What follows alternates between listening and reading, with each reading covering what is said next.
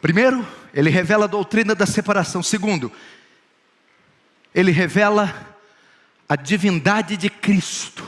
O demônio era bom também em cristologia. Na Revista Corrigida diz que temos nós contigo Jesus. Jesus é o personagem mais conhecido do mundo. É o nome mais procurado na internet mundial. Filósofos o conhecem, ateus o conhecem, kardecistas, católicos, afrodescendentes, todos conhecem a Jesus.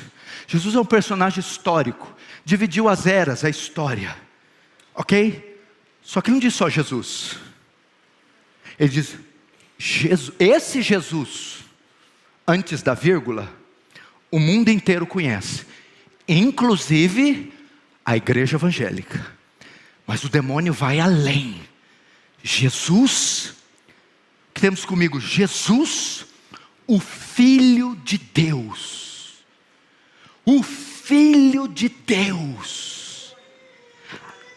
O demônio sabia da divindade de Jesus. Ele sabia que aquele homem que pisou na ilha não era um homem qualquer, não era um profeta, não era uma personalidade da história. Ele era o Filho de Deus. A ideia aqui, presta atenção, pastor Arival, você lembra de Atos 19?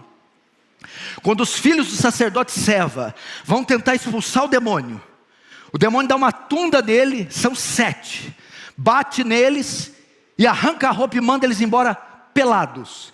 Mas antes o demônio fala algo. Paulo eu sei quem é, e Jesus eu conheço. A pergunta que eu quero dizer para a igreja evangélica brasileira: você conhece a Jesus?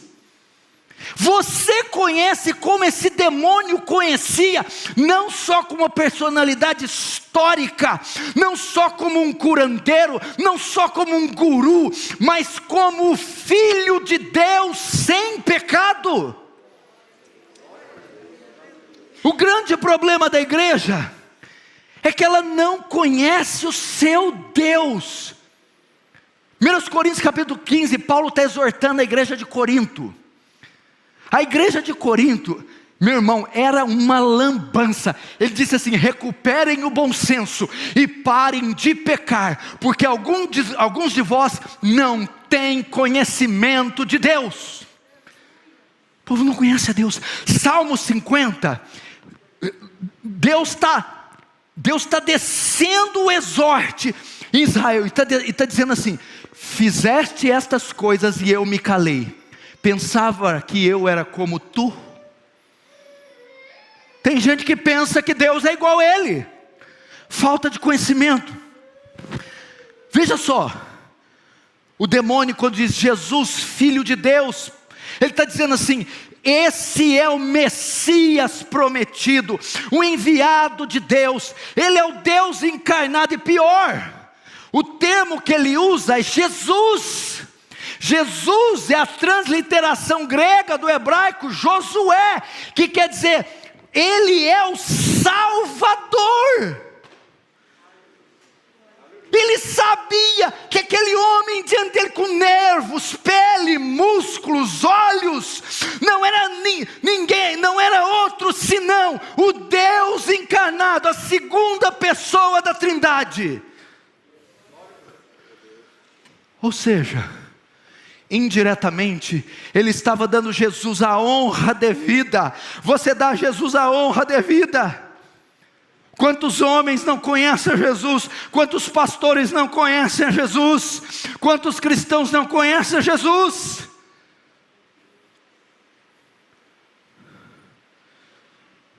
Você sabia que Jesus, ele possui 2 naturezas? Você sabia? No primeiro século, a batalha foi com cristologia. A ameaça da igreja do primeiro século é o gnosticismo. O gnosticismo acreditava que a matéria era má, só o espírito era bom. Se Jesus era Deus, ele não podia ter corpo, porque Deus é bom e corpo é mau. Então eles negavam uma das naturezas. Isso foi resolvido no concílio de Calcedônia, na chamada união hipostática. O que esse concílio decidiu? Que Jesus é 100% homem e 100% Deus. Que as duas naturezas, humana e divina, coexistem juntas, na mesma pessoa, sem se misturar. União hipostática. Jesus é 100% homem e 100% Deus. Você quer ver isso em um versículo? Você vê as duas naturezas? Na viagem de barco com os discípulos, ele está tão cansado que ele dorme, natureza humana. Os discípulos o despertam e ele repreende a tempestade, natureza divina. Na mesma passagem, 100% homem dormindo, 100% Deus dizendo para a tempestade: pare. Você conhece os ofícios de Cristo? Se vocês recordarem, no Antigo Testamento havia 3 tipos diferentes de líderes: o sacerdote, o profeta e o rei. O sacerdote, ele é aquele que oferecia sacrifício pelo perdão dos pecados, é a figura de Arão. O profeta era aquele que revelava a vontade de Deus ao povo e às vezes fazia predições do futuro. O rei, no exemplo desse, era Isaías, por exemplo. O rei era o líder do povo, o governante, o chefe máximo da nação, que regia o povo com cetro de justiça. O exemplo é Davi. Quando Cristo veio, ele assume esses 3 ofícios: sacerdote, profeta e rei. Como sacerdote, ele veio oferecer o sacrifício pelos pecados. Ele era tanto sacerdote como o próprio sacrifício. Como profeta, ele veio revelar a vontade de Deus ao seu povo com as suas pregações. E como rei, ele veio trazer um reino, veio como um rei para liderar o seu povo rumo a novos céus e nova terra. Na pessoa de Jesus se combinam as 3 funções: sacerdote, profeta e rei, e todas estão descritas no Novo Testamento. O demônio sabia. Jesus, o Filho de Deus. Nós não estamos dando a honra devida a Jesus. Nós não estamos dando a honra, o conhecendo. Porque a Bíblia de fato diz que os demônios, sabes que tem um Deus só? Fazes bem, os demônios também estremecem. Aqui estamos vendo o cumprimento. Esse demônio está tremendo, porque ele está diante da divindade. E detalhe, este termo não tinha sido usado ainda no Novo Testamento. Jesus não era conhecido por esse título. Foi o demônio que disse, que revelou: Jesus, tu és o Filho de Deus, o Filho de Deus. Jesus para muitos é um curandeiro, um caminho para a felicidade. Jesus é um marketing para alguma coisa da igreja. Ele não é o coroado das nações, Rei dos reis, Senhor dos senhores, o mais formoso entre os milhares, a raiz de Davi, a brilhante estrela da manhã, o leão da tribo de Judá. Deus forte, conselheiro, Pai da eternidade, príncipe da paz. Aquele que era, que há de vir, o alfa e o ômega, o princípio e o fim, o verbo de Deus, a água da vida, o pão da vida, o advogado, o justo. Esse, o Emanuel, o príncipe da paz, o santo de Israel, é Ele, a luz do mundo. Quem é Jesus para você? O demônio conhecia. Terceiro, primeiro ele revela a doutrina da separação. Terceiro, ele revela a divindade de Cristo. Segundo, ele revela a divindade de Cristo. Terceiro, ele revela o poder de Deus. Veja o sermão do demônio. Está pregando melhor que muito pastor, não está não, Orival? Que pregador esse bicho aqui, viu? Capeta aqui, era meio convertido esse capeta aqui. Agora ele revela o poder de Deus. Olha o que ele diz: vieste aqui nos atormentar, O grego aqui tem um sentido literal de tortura em um exame judicial. Você veio nos torturar, você veio nos esmagar, você veio nos aniquilar. Irmãos, preste atenção, a insinuância é lógica, clara e simples. É impressionante como nós duvidamos do poder de Deus muitas vezes. Meu Deus, meu pastor, a igreja está nesse estado porque ela não acredita, ela ficou imediatista, ela consulta o Google, ela consulta o iFood, ela tem todos os recursos para supri-la. Não é uma igreja que dobra os joelhos e espera a intervenção divina. É impressionante como muitos cristãos têm medo de Satanás, esse maniqueísmo moderno. O que Maniqueu ensinou? Que Deus e Satanás estão no mesmo nível. Eles estão numa queda de braço, e uma hora Jeová está um pouco para lá, hora para cá. Aí Jesus soa e quase ganha, e ganha a batalha. Maniqueísmo. Para Deus, Satanás e o micróbio mais desprezível do universo estão na mesma categoria.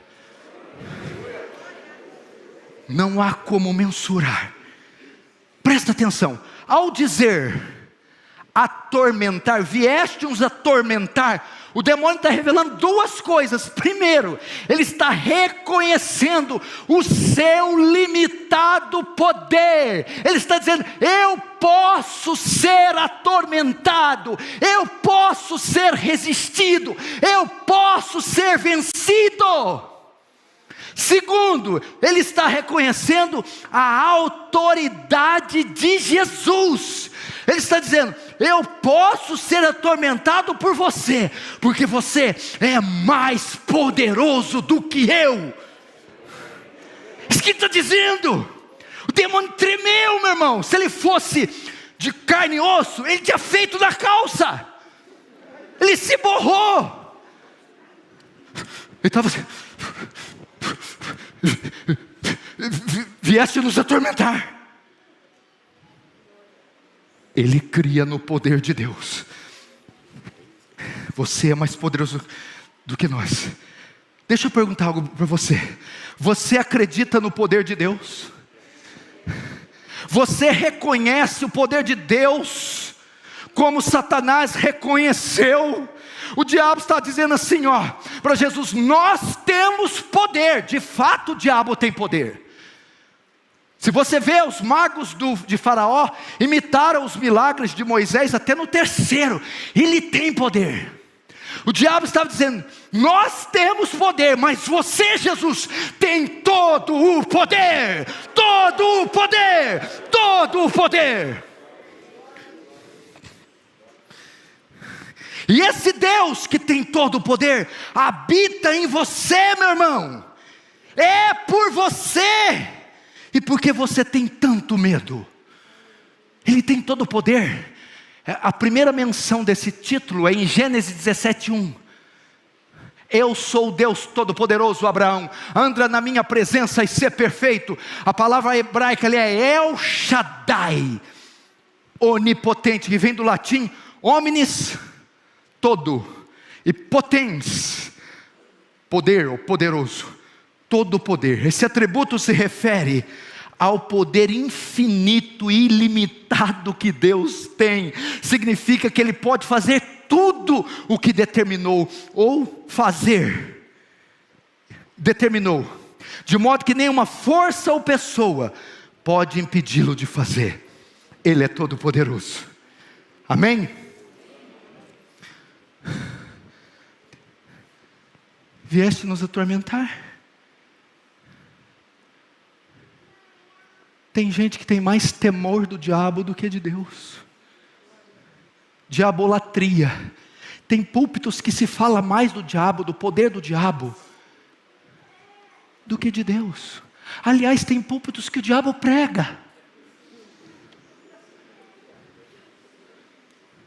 Eu costumo dizer que tem igrejas que o diabo, ele não resiste, ministra. Está aqui, ó, só ir lá na Celso Garcia, né, que coisa ali.